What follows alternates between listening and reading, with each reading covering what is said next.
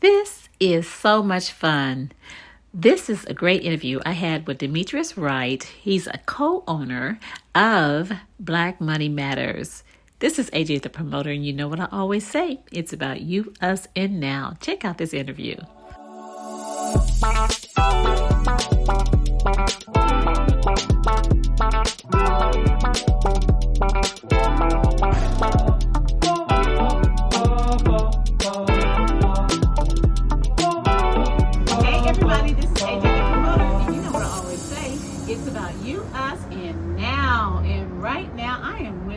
Mr. Demetrius Wright. How you doing? I'm very excited.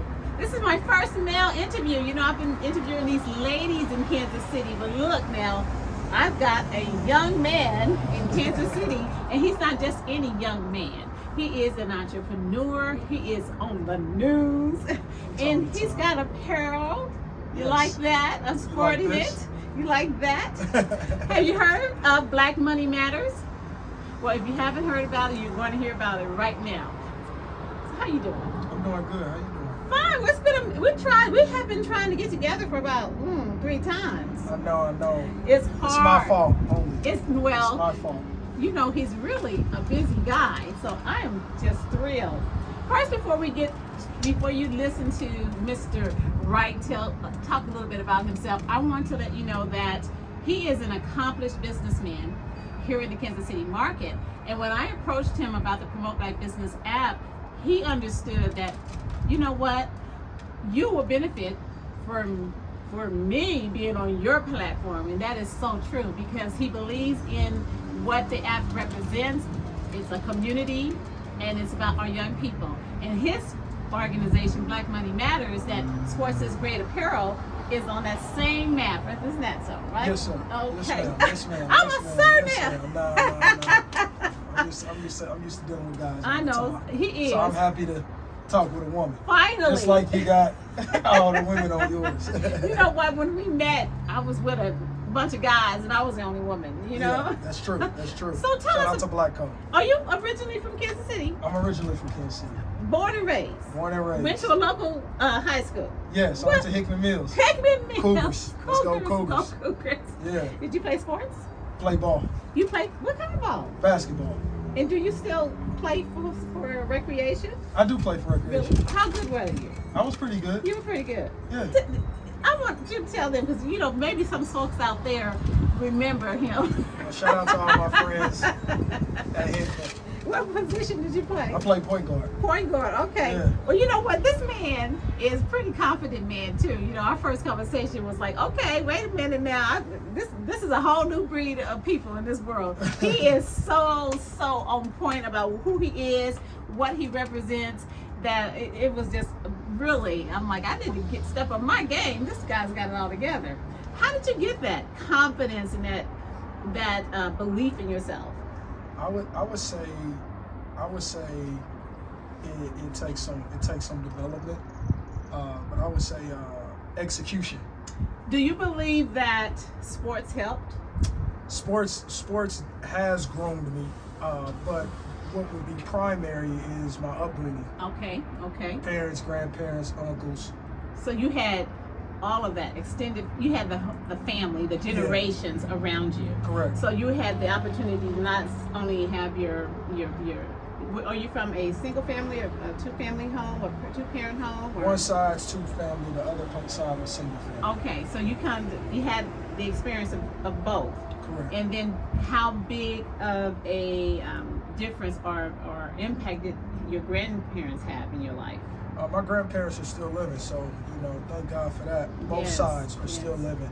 They made a great impact on me because they are hard workers. Mm-hmm. They have a foundation of spirituality, and say that again. They have a foundation of spirituality. That's so important, and that's part of belief. Yes. You have something to believe in, and you can believe in yourself. Mm-hmm. So that really helped grow me. That goes hand in hand. Absolutely. You know, you like I said, you can't give what you don't have. Absolutely. And so if you were raised with learning how to rely on something bigger than yourself, then that's inbred, right? Absolutely. Wow. You know what, guys? That's important.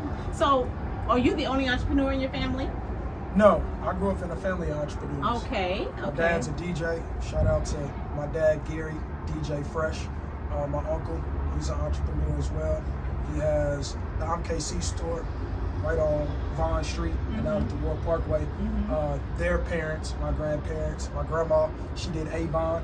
My grandpa was Cisco sales. Oh my gosh. Yeah, so it was a lot of entrepreneurship going on. So sales and business, sales Absolutely. and business. You know, I learned a long time ago that sales is like a needed craft that everyone should try because it does something. It builds a foundation that nothing else can build. Absolutely. And it kind of blends into everything else you do in life, doesn't Yes, it? yes. Yes. Wow. So when you were a young boy, what did you get into? Anything entrepreneurial? Did you cut grass? Oh, for sure. I didn't do the cutting grass. What I took to was the era of like bootlegging. CDs, DVDs, stuff like that. That was the time. Yeah. I'm keeping it honest. My uncle was doing it. It seemed like it made sense. How old were you?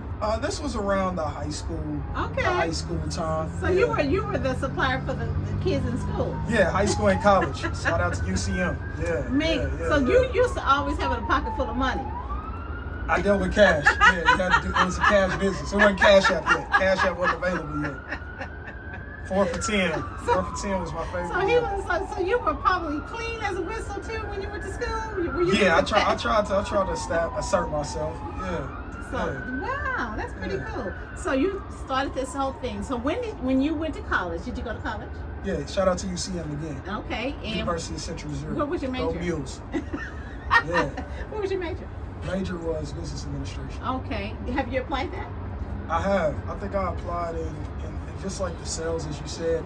It's a skill that can help you identify things, even just through casual conversation. You can be at a restaurant, you can be at a sporting event. I think it's just communication, conversational skills that you just learn that you can take advantage of if you're looking for it or if you know how to look for it. So yeah, it's shaped me a lot. They helped me get my first suit. You know, learning, going to events and learning how to eat. You know what to eat, how it's being served. So it definitely helped me out a lot. Etiquette, learning how to blend with every Tie. Yeah, you know, you can mix and mingle with the best of the best and the most laid back of the laid back, right? Absolutely. It doesn't matter. Yeah. And you love them all. I do. Yes. From the bootleg CD to the corporate office. To the corporate executive. Yeah. I'm good with it all. So let me ask you a question. I'm gonna get personal, and you don't have to answer if you don't want to. But how many businesses are you currently involved in? I'm currently involved in, I would say, 3 businesses. Okay. Black Money Matters. Shout out to Stoke. Shout out to my partner Richard, the Rich Art, because I've invested into some of his art, and sports betting. Okay, and sports betting. Professional So sports betting. this is an apparel line that you run. Yes. And Black you Money Matters. have t-shirts, hoodies. Polos, Okay. long sleeves, hats, accessories. We're forever growing. And this idea came from Black Lives Matter, the issues we're dealing with. Or what year did you say, okay, you know, let's get into this. Let's get into this movement too. Yeah, so we started in 2015. I would say it was more so inspired by my partner Stoke. Shout out to my partner Stoke. He resides in St. Louis. We were seeing a lot of around the time where it was the Black Lives Matter movement, and there was a lot of police brutality and police killings. A lot of people were vandalizing businesses, specifically black businesses, which wasn't the best move. The best move is to build ourselves economically. The principles of Dr. Boyce Watkins, the principles of Dr. Claude Anderson. Yes. Cooperative economics is the answer. So Black Money Matters was just a slogan. We are an apparel line, but that slogan had taken its own shape, which is why we continue to move with that narrative. Now he has a really good tagline: change the brand, Change the man. change the man. Everything's about symbolism. Change the brand. Change the brand, Change the man. Yeah. Man. I love that.